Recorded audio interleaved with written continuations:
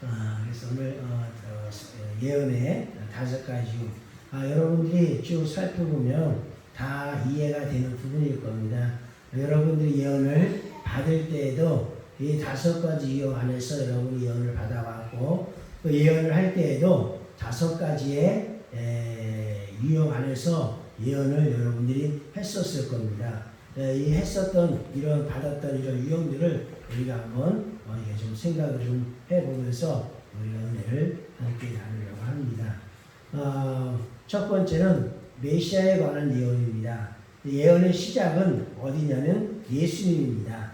예언의 시작은 예수님입니다. 창세기 3장 15절 보면 사람들이 죄를 범하고 이제 아담도 하와도 또 유혹했던 뱀, 사단도 하나님으로부터 심판을 받게 되죠.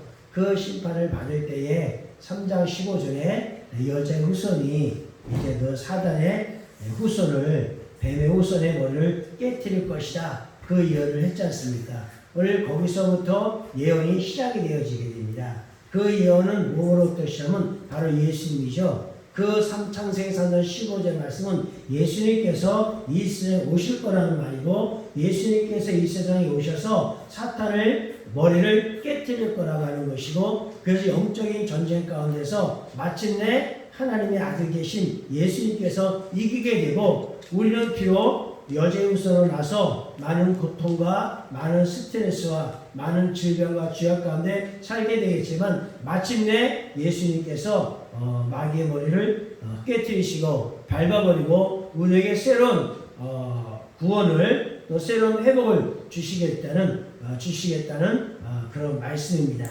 그래서 구약의 전체적인 주인공은 누구냐면 예수님이십니다. 구약의 전체적인 주인공은 예수님이고 예수님께서는 하나님께로부터 시작되어진 예언되어지는 예수님이고 그 후로도 계속해서 선지자를 통해서 예수님께서 오실 거에 대한 그런 예언입니다. 물론 구약에는 이제 이스라엘 역사라고도 할 수가 있고 왕의 역사라고도 할 수가 있고 이스라엘 백성들의 삶을 얘기하고 있지만 결국 이스라엘 공동체는 또 제사장이나 왕이나 이 모든 것의 중심에는 항상 누가 있냐면 예수님이 계시는 겁니다. 그 예수님께서 오셔서 장차 왕으로 다스려 주실 것이고 그 예수님께서 오셔서 제사장으로 오셔서 우리의 모든 죄를 사할 것이고 또 예수님께서 선지자로 오셔서 우리의 모든 것을 성취시키고 회복시킬 거라고 하는 그러한 메시지들이 이 구약에 나와 있는 그런 말씀입니다. 그래서 많은 학자들이 예수님에 대해서 몇 가지로 예언을 하고 있는가 봤더니 수백 가지가 있다는 겁니다. 예수님에 관련된 수백 가지 구절들이 나와 있고 그 모든 구절들은 앞으로 장차하신 예수님에 대한 예언으로 이렇게 말씀을 하고 있더라는 겁니다. 근데 이제 보통 정확하게 이제 직접적인 예언을 찾아보면 44개에서 62개 정도의 이제 예언이 기록되어져 있다. 이렇게 말씀합니다. 또 구약에 기록되어져 있는 예언되어지는 예수님을 보고 또 신약에 성취되어진 예수 보면 참 재미있어요. 너무 재미있습니다. 사사로운 것 같은데 별거 아닌 것 같은데 한 걸음 예언되어져 있고 한 걸음 예언되어져 있는 것이 또 예수님께서 신약에서 그대로 나타나는 그런 모습들을 우리가 볼 수가 있습니다. 그래서 구약에는 예수님이 이 땅에 오실 거라고 하는 이 땅에 오셔서 어떤 삶을 살 거라고 하는 것, 또 예수님의 모습이 어떤 모습인지 그런 것들에 대해서 말씀하고 있고 또 그분 오셔서 죽으실 것이고 부활할 것이고 승천하게 될 것이고 라고 이 모든 말씀의 예언이 구약에 나와 있습니다. 그래서 신약에는 이렇게 구약에 예언되어진 오신 예수님에 대한 예언의 성취입니다. 근데 놀라운 건 뭐냐면 스트롤벨이라고 하는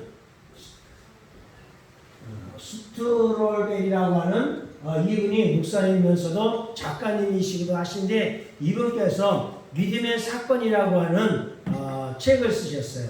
그 책 내용에서 뭐라고 말씀하냐면 구약에 예언되어진 예수님이 신약에서 성취된 예수로 오시는 확률이 얼마나 될까? 확률이 얼마 될까? 라고 연구를 해보니까 1조분의 1이라는 거예요. 1조분의 확률이라는 겁니다. 1조, 일십, 백, 천만, 십만, 백만, 천억, 조 이렇게 요즘 로또 당첨률이 얼마나 됩니까? 잘 모르겠는데 로또 당첨률이 당첨되는 확률도 굉장히 극히 작잖아요. 예수님께서 이 땅에 오신다는 그 예언의 말씀이 성취되어질 확률이 1조분의 확률이라는 겁니다. 그러니까 굉장히 그 확률이 적은 거예요. 그런데 그 적은 확률인데도 그 적은 확률 속에서 예수님께서 그대로 예언되신 대로 오셨다는 겁니다. 1조에 1조의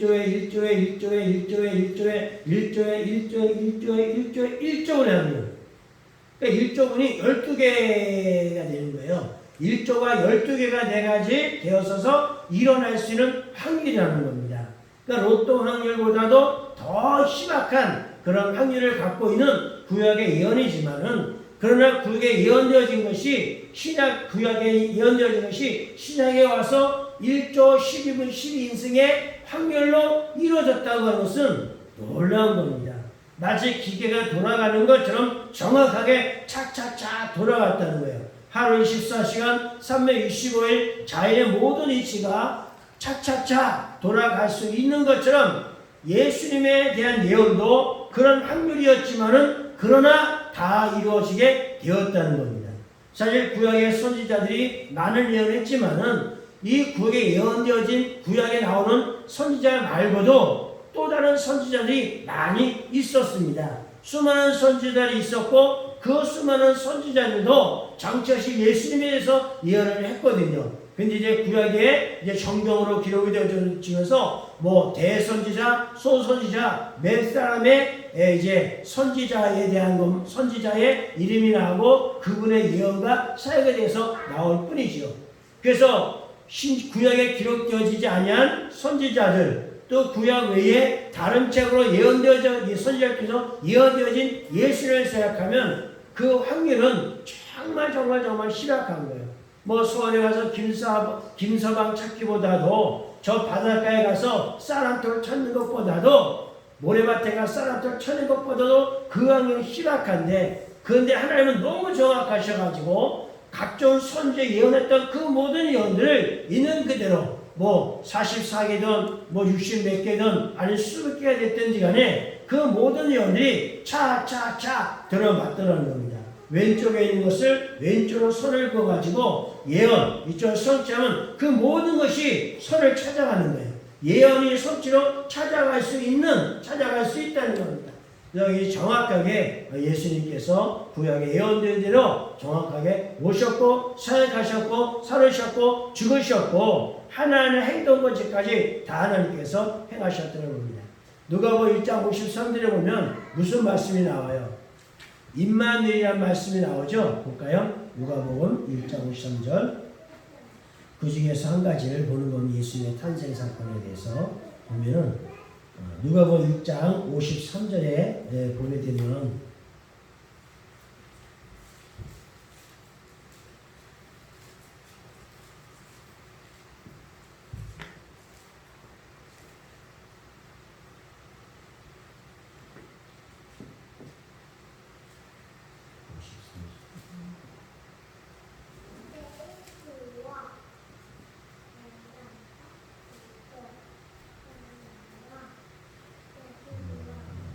잘못 쓴 것 같은데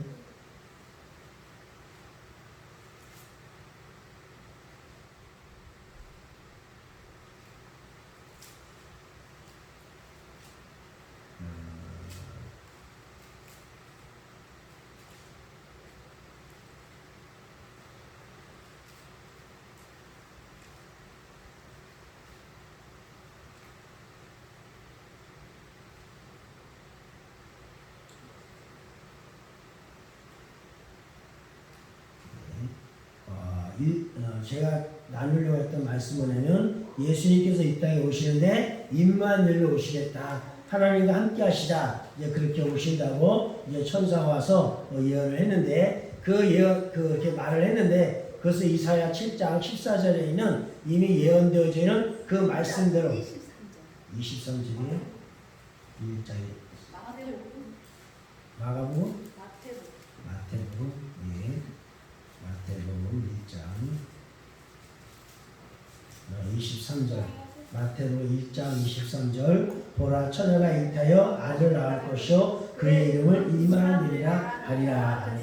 그래서 처녀가 잉타여 아들 낳을 것인데 그 이름 임마누엘 것이다 라고 와서 알려주었죠. 이는 하나님이 우리와 함께 계시다는 말인데, 이 말씀이 이제 구약의 이사야 선지자를 통해서 7장 14절을 통해서 예언되어진 그런 말씀입니다. 이렇게 예수님께서 탄생하시고 살아가시고 여러가지 사역을 하신 이 모든 것들이 구약에 예언되어진 대로 오셨어요. 그래서 신약과 구약의 주인공은 바로 예수님이고, 예수님을 위해서 기록되어진 죄고, 예수님을 위해서 예언되어지고 성취되어진 그 이야기를 오늘 말씀을 하고 있습니다. 이것이 한 가지의 유형이라고 할 수가 있고, 두 번째 유형은 뭐냐면 율법의 제정과 율법 준수에 관한 예언입니다. 이미 전에 말씀드린 것처럼 이스라엘 백성들이 광야에서 살 때에 시내까지 왔을 때에 하나님께서 그들 가운데 임하셨죠. 그들 가운데 구름 가운데 천둥 번개 가운데 우레 가운데 그들에게 임했었습니다. 그때 이스라엘 백성들이 하나님이 임하시는 것을 다 눈으로 보고 귀로 듣고 그렇게 했었습니다. 그렇게 했을 때 모세에게 했던 말을 기억하시죠? 너희들이 다 예언하기를 원한다. 너희들이 다 예언하기를 원한다. 그런데 이스라엘 백성들이 아이고 아닙니다. 너희들이 우리는 너무 무섭습니다. 우리는 두렵습니다. 모세 당신이 하나님께로도 말씀을 받아가지고 우리에게 전해주십시오. 예언하십시오. 그렇게 해서 이제 율법이 제정되어지는 그때로부터 그 예언이 거기서 활성화되어지고, 또 율법을 어떻게 지킬 것이냐 그걸 풀어서 하나님께서 왜 율법을 주셨는지, 도둑질하지 말라, 내 이웃을 탐하지 말라, 이렇게 말씀하신 것에 대한 하나님의 그 마음을 이스라엘 백성들이 알려주면서 그것을 준수하여 지키는 것에 대한 그런 예언으로, 그런 축복으로, 가르침으로 온 것을 볼 수 있습니다. 지구로 말하면 그거지요. 오늘 하나님의 말씀이 우리에게 어떻게 들려지는가, 이스라엘 공동체 가운데 하셨던 그 말씀이 우리 행복한 게 공동체 가운데 어떻게 하나님 말씀하시는가, 그 말씀이 또 우리 가운데 음성으로 들려지게 되고 예언으로 들려지게 되고, 그걸 어떻게 지킬 것이냐, 어떻게 살아갈 것이냐, 말씀은 아는데 음성은 들었는데 그런 것을 어떻게 순종하여 지켜 헌신하여 갈 것이냐 라고는 지키는 문제, 순종하는 문제, 그런 문제와 관련되어서 그런 예언들이 오늘 우리 가운데 임하는 것을 하나의 유형으로 볼 수 있습니다. 그래서 대부분의 예언들을 보게 되면 이제 하나님께서 이러한 말씀을 주셨습니다. 이러한 말씀이었습니다 하고 그 말씀을 우리가 또 예언할 때 사용하기도 하고 예언을 받을 때로 듣기도 하고 그렇게 합니다. 그래서 율법이라는 것이 이스라엘 백성들에게 있어서는 매이고 쪼이고 그런 것이 아니라 시편 119편에는 그 말씀처럼 율법은 즐거운 것이고 이 율법은 행복한 것이 왜 나로 하여금 윤택하게 살아갈 수 있도록 우리의 모아선생이 되어져서 우리의 갈 길 앞을 인도하고 있기 때문에 그 율법이 즐겁다 말씀하고 있습니다. 그래서 히브리서 8장 10절에서도 너희 마음 가운데 율법이 오늘 세게 졌고 율법이 없어진 것이 아니라 너희 마음 가운데도 율법이 세게 졌고 그 율법이 너희 삶에 기질해진다, 이렇게 말씀을 하고 있습니다. 율법 유형은 이렇게 율법의 제정과 말씀에 또 우리에게 들려지고 말씀을 순종하는 그런 부분으로 우리에게 말씀을 합니다. 세 번째는 목적과 잠자에게 관한 예언입니다. 이제 어떤 사람이 예언을 받으러 오게 되면 그 사람에 대해서 주님 음성의 길을 기울이고 또 보여주시는 환상이 있으면 그걸 보면서 어떻게 합니까? 상대방에게 하나님이 당시 향한 목적은 이렇습니다. 하나님께서 당신을 일하는 가운데 부르셨습니다. 하나님의 그 능력과 관련되어서 하나님의 당신의 꿈과 비전에 관련되어서 우리가 예언을 할 때가 아니죠. 그래서 그 사람에게 힘을 실어주고 그 사람에게 요기를 주고 격려를 주고 위로해주는 그런 형태의 그런 예언을 또 할 때가 있습니다. 그래서 누군가의 삶에 하나님 보시는 현실을 깨닫게 해가지고 또 활성화시키는 것이라 할 수가 있겠습니다. 그래서 여러분들도 그렇고 저도 그렇고 예언을 받을 때 바로 그렇게 예언을 받아왔고 또 그렇게 여러분이 예언하고 있는 것을 볼 수가 있습니다. 창세기 말씀 함께 봅시다. 창세기 40장 한 개인에 대해서 어떠한 예언이 있었는지 한번 봅시다. 창세기 40장 1절에서 23절 말씀까지 전체의 장을 읽어보게 되면 요셉이 억울한 누명을 쓰고 이제 감옥에 들어갔습니다. 교도소에 들어갔더니 그 교도소에 들어갔더니 거기 누가 있었어요? 술 맡은 사람과 떡 굽는 사람이 있었습니다. 이 사람은 왕을 옆에서 이렇게 왕의 신하죠. 왕의 신하인데 요셉이 갔던 그 감옥은 이제 왕의 신하들이 그 나라 일하는 사람들이 잘못된 잡혀 들어온 그런 감옥이었었는데 이 술 맡은 사람도 떡 굽는 사람도 뭔가를 잘못해가지고 요셉에 갇혀 있었던 그 교도소에 들어온 겁니다. 그런데 술 맡은 자와 떡 굽는 자가 어느 날 밤은 꿈을 꾸게 되죠. 그런 꿈을 꾸게 됐을 때 이 꿈이 무엇인가를 번민하고 또 이렇게 생각하고 고민하고 그렇게 했습니다. 그랬더니 어떻게 했어요? 요셉이 그 두 사람이 꾼 그 꿈에 대해서 이렇게 예언을 하게 되죠. 당신의 꿈은 이러한 꿈입니다. 앞으로 이렇게 될 것입니다. 그 예언을 했고 또 한 사람의 꿈도 이 꿈도 이러한 앞으로 이렇게 될 겁니다 하고 그 꿈을 해몽하면서 예언하게 됐죠. 그랬더니 며칠 지나고 나서 그 꿈에 예언되어진 대로 어떻게 됐어요? 그 사람이 복직이 되고 어떤 사람은 죽음을 당하고 이렇게 돼 있었죠. 그래서 어떤 한 사람의 흥망성쇠, 한 사람의 목적과 방향과 어떤 그들의 부르심을 오늘 이렇게 꿈의 해몽과 예언을 통해서 그 사람에 대해서 한 것을 볼 수 있습니다. 그래서 어떤 사람은 좋은 측면에서 다시 복직되기도 했고 어떤 사람은 아쉽지만 또 이렇게 됐죠. 또 사도행전 9장 1절에도 보게 되면 사도행전 9장 1절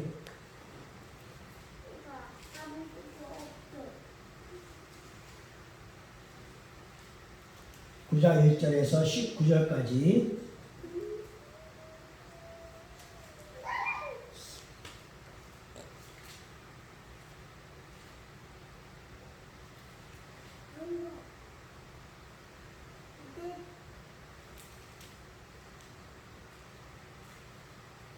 사울이 예수 믿는 사람을 핍박하러 가다가 어떻게 됐어요? 빛 대신 예수님을 만나게 되죠. 빛 대신 예수님을 만나고 나서 눈이 멀게 됐습니다. 눈이 멀게 되어졌고 그러고는 눈이 먼 상태에서 어디를 다닐 수가 없으니까 그냥 집에 다소라고 하는 그 집에 그냥 머물러 있었죠. 그랬을 때 하나님께서 누구를 다소에 있는 사울에게 보내요?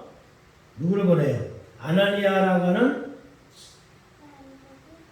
선지자를 하나님께서 사울에게 보내게 되죠. 근데 아나니아가 이 사람은 예수님을 당신을 핍박했던 사람이고 이 사람은 교회를 핍박했던 사람이고 사람들의 소리를 들어보니까 영 좋은 사람이 아닙니다. 그가 어떻게 행하는지 들어보니까 소문을 들으니까 이 사람 별거 아닙니다. 그런데 하나님께서는 아니다. 내가 그를 택하였고 나의 그릇으로 택하였고 내가 그를 이제 지금까지는 그랬지만 앞으로는 나의 복음을 해서 사용되어지는 일꾼이 될 것이다 라고 이렇게 알려주죠. 그랬더니 아나니아 선지자가 그 음성을 듣고 그 음성을 그대로 사울에 가서 그 음성을 이야기를 합니다. 그리고 눈을 또 다시 보게 하고 하나님이 당신을 부르시고 하나님이 당신에게 이제 또 목적이 있고 당신을 하나님께서 하나님의 그릇으로 오늘 부르셨고 이렇게 하면서 오늘 사울에게 예언을 하게 됩니다.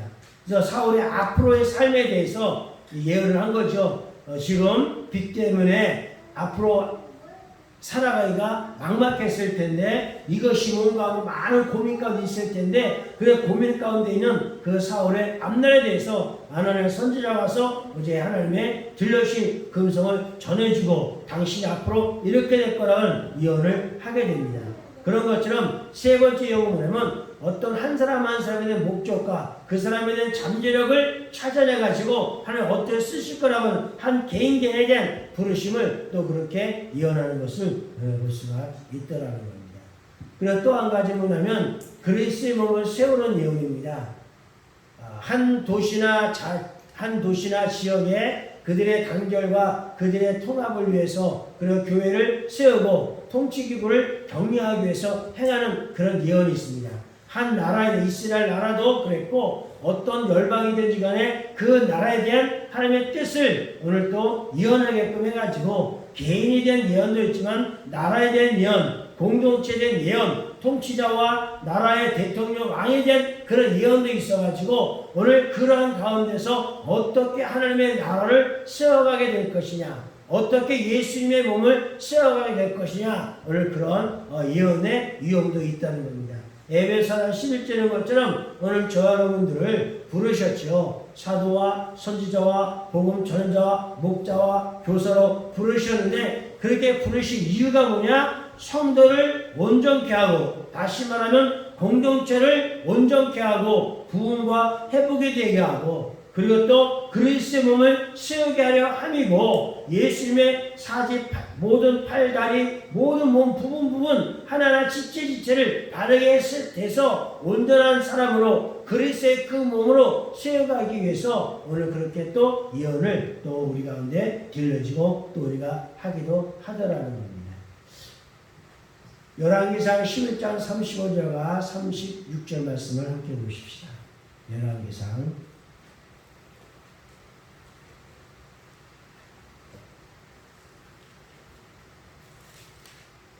11장 35절 36절 하나님께서 이스라엘 일대왕이었던 사울왕 그리고 다윗왕 솔로몬왕 그런 다음에 솔로몬 왕 때에 두 개의 나라로 남과 북으로 갈라지게 되죠. 이제 남과 북으로 갈라지게 되는데 그 가운데 하나님께서 하시는 말씀입니다. 누구에게? 여로보암에게 하신 말씀인데 내가 그의 아들의 손에서 나라를 빼앗아 그 열 지파를 내게 줄 것이요 그 아들들에게는 내가 한 지파를 주어서 내가 거기에 내 이름을 두고자 하여 택한 성으로 예루살렘에서 내 종 다윗의 항상 내 앞에 등불을 가지고 있게 하냐. 아멘. 그러니까 솔로몬까지는 나라가 잘 다스려졌고 부강했습니다. 근데 솔로몬의 아들 된 르호보암이 왕이 되어서게 됩니다. 그런데 르호보암은 아버지 왕처럼 할아버지 왕처럼 낯선 나라를 제대로 다스리지 못했습니다.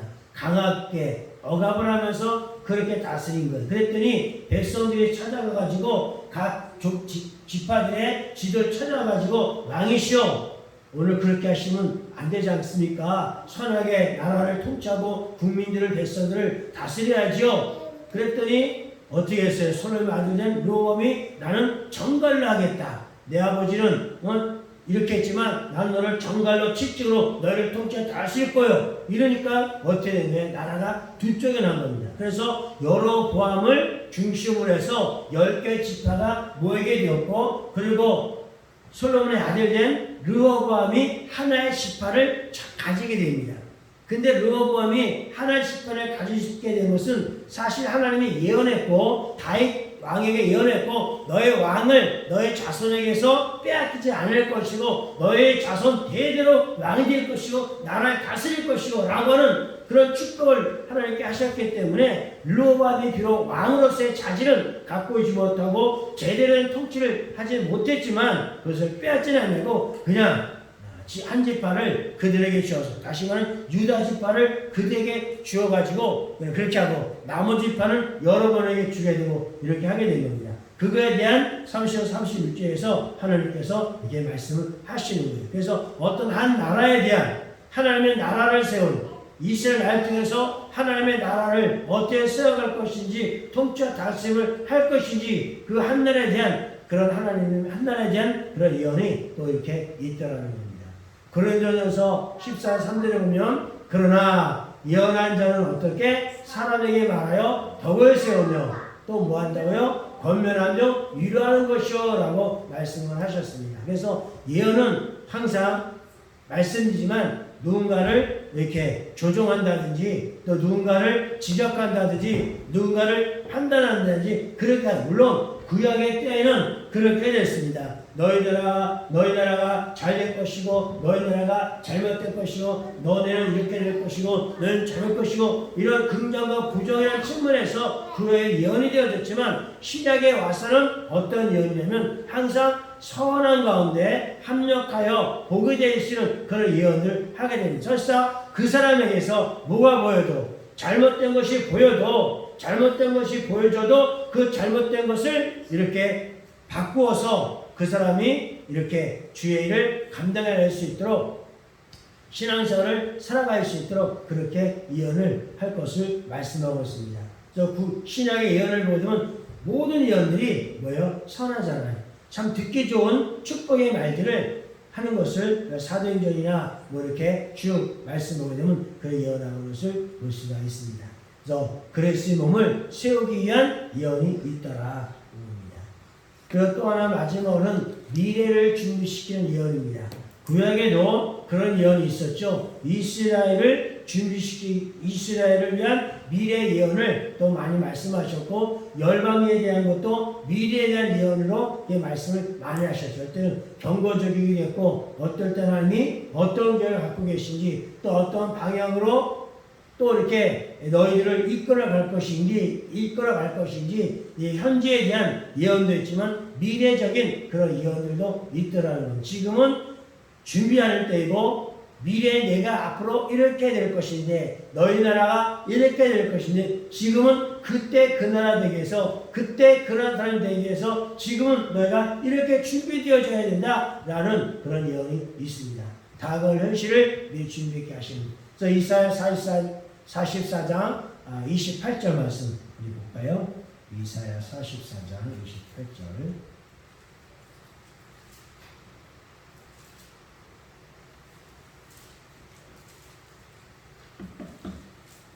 고레스에 대한 건데 이사야 선지자를 통해서 앞으로 이스라엘 나라에 이방 왕이 올 것이다 이런 거예요.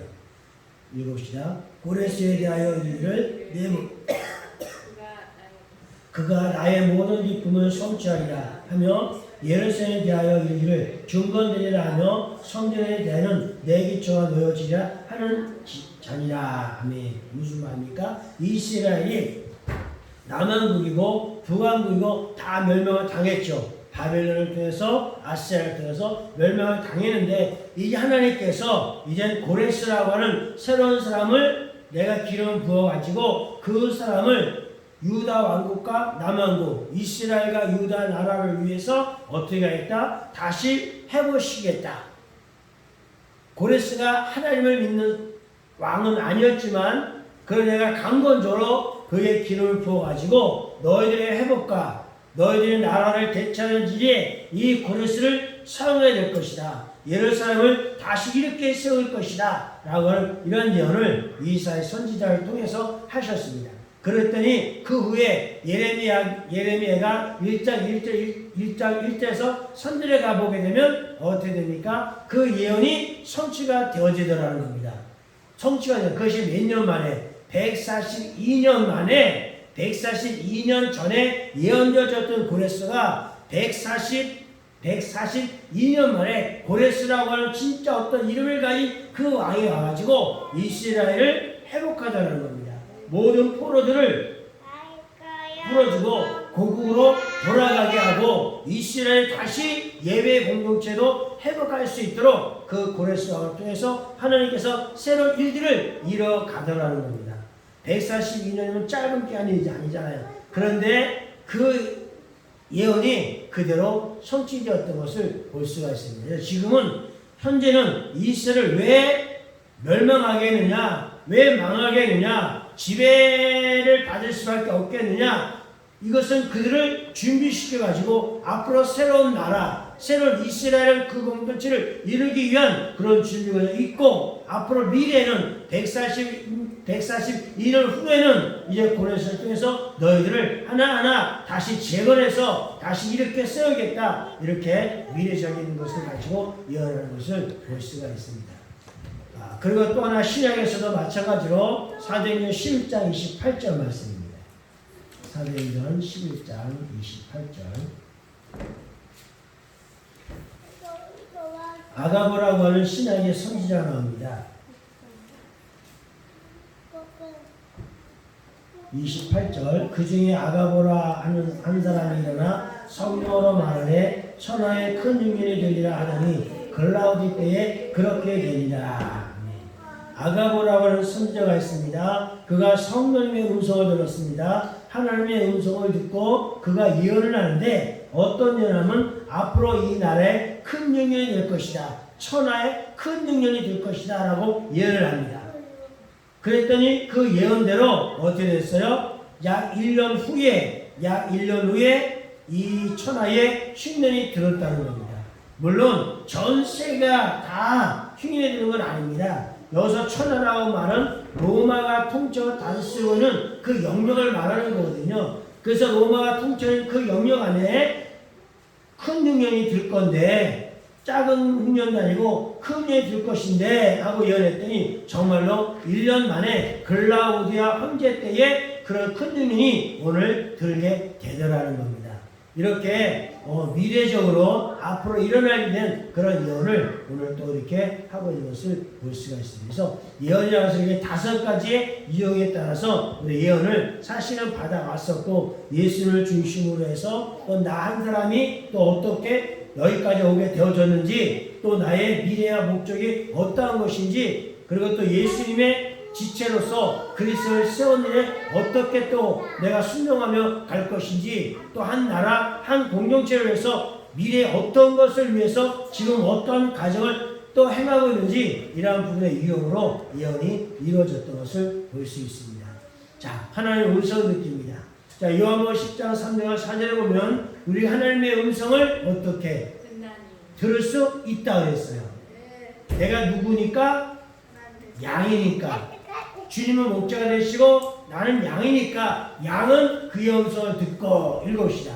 문지기는 그를 위하여 문을 열고 양은 그의 음성을 듣나니 그가 자기 양의 이름을 각각 불러 인도하여 내리라. 자기 양을 다 데려온 후에 앞서가면 양들이 그의 음성을 아는 거로 따라오되. 목자가 있고 양이 있습니다. 양은 목자 음성을 들어야 됩니다. 양이 목자 음성을 듣지 못하면 양은 살 수 없는 거예요. 양이 살려면 목자 음성을 들어야 됩니다. 그러니까 양은 눈이 어두웠고 미련하지만 그런 목자의 음성에 대해서는 굉장히 민감한 겁니다.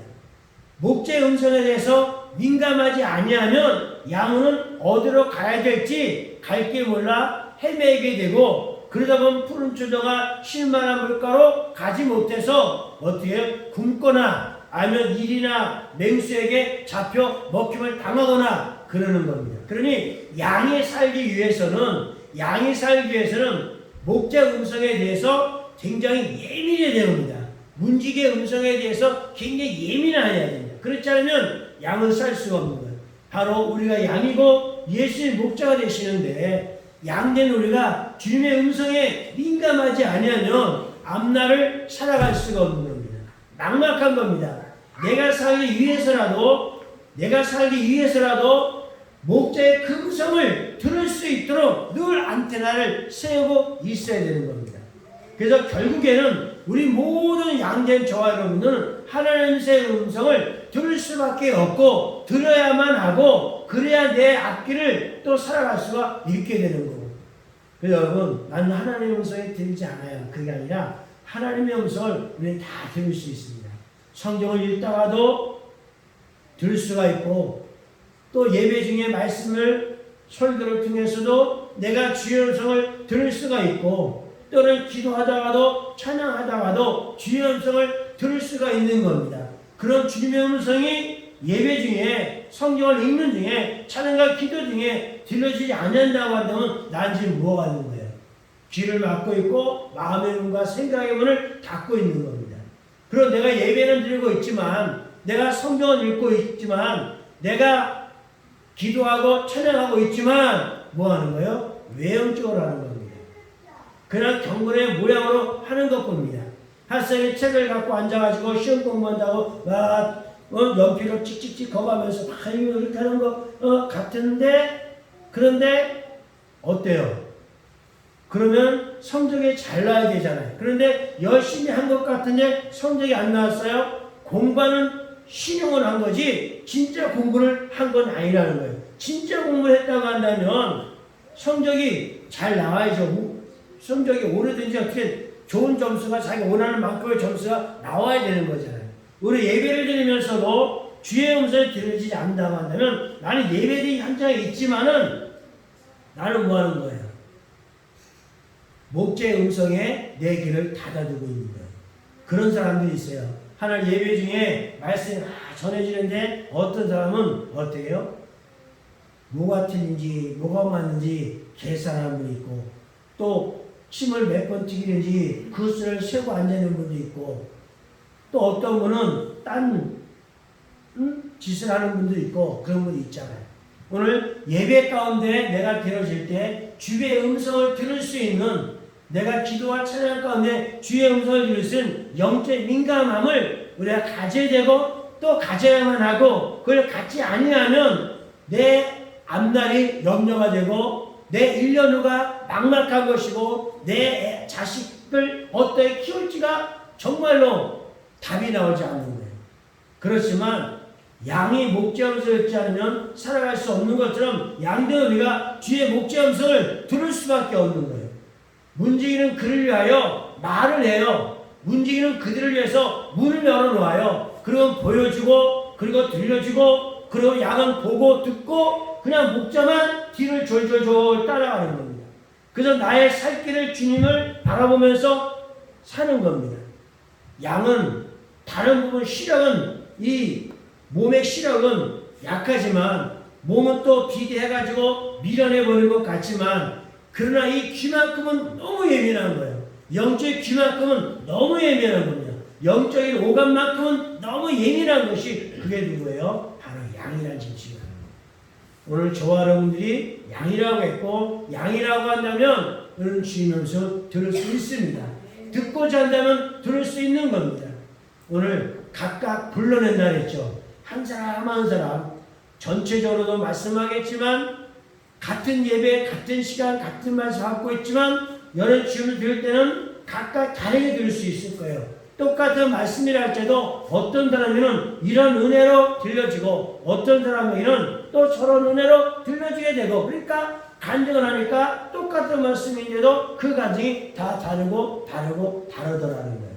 오늘 주님의 음성을 오늘 양의 이름 아무개야 그 한 사람을 이루면서 오늘 주님이 우리에게 말씀을 한다는 겁니다. 그래서 우리 음성을 다 들을 수 있습니다.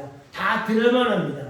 그래서 저가 양을 다 내어 후에도 어디에요? 우리 안에서 양을 다 내어 놓아도 양을 살아갈 수가 있는 거예요. 왜? 아무리 문지기가 멀리 떨어져 있고 목자와 멀리 떨어져 있고 혹은 또 뭡니까? 그렇게 되어도 있다 할지라도 양은 그래도 불구하고 항상 가깝든 멀든 목자가 내 옆에 있든 없든 항상 그 음성이 양은 듣는 겁니다. 그래서 그렇죠. 저 멀리서 그냥 주인의 발자국 소리만 들려도 양은 쫙 몰려오잖아요.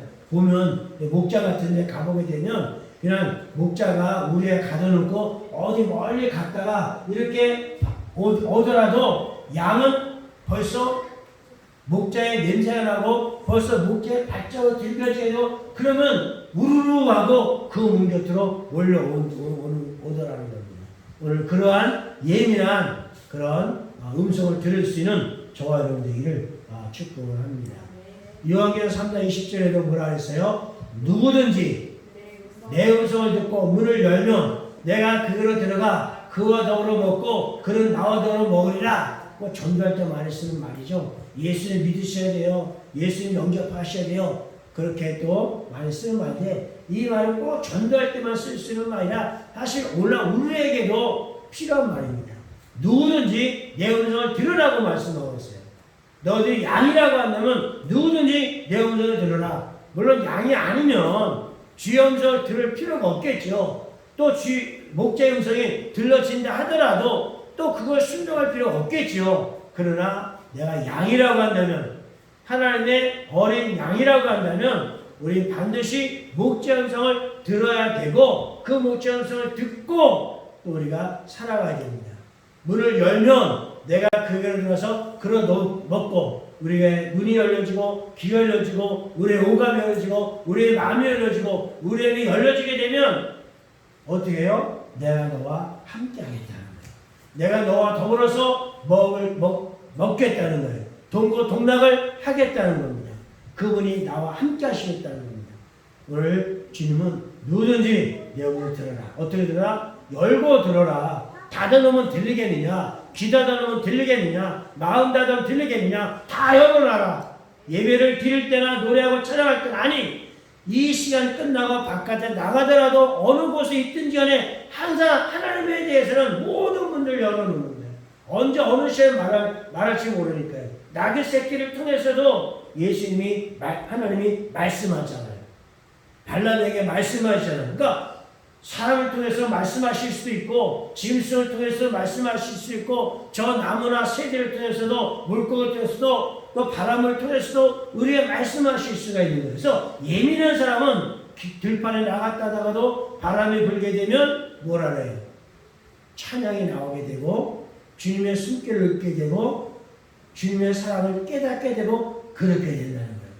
들판에 나가는데 그 바람만 스쳤는데도, 들에 핀 꽃만 봤는데도 거기서 주님의 능력과 신성을 보며 알게 되어진 게 대단하는 겁니다.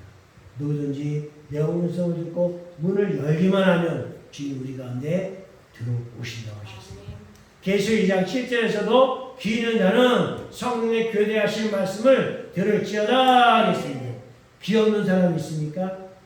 영의 귀가 없는 사람이 있습니까? 영의 귀를 가진 자들이요, 양된 너희들이요, 내가 하는 말을 너희는 들으라. 성령이 하시는 말씀을 너희는 들을지어다. 교회도 들어야 되고, 또 목사도 들어야 되고, 성도도 들어야 되고, 모든 양들이 주의 음성을 들어야 됩니다. 모든 피조물이 하나님의 음성을 들어야 그 모든 피조물들도 이 지구라는 땅에서 잘 두 다리 뻗고 오늘 살 수가 있는 겁니다.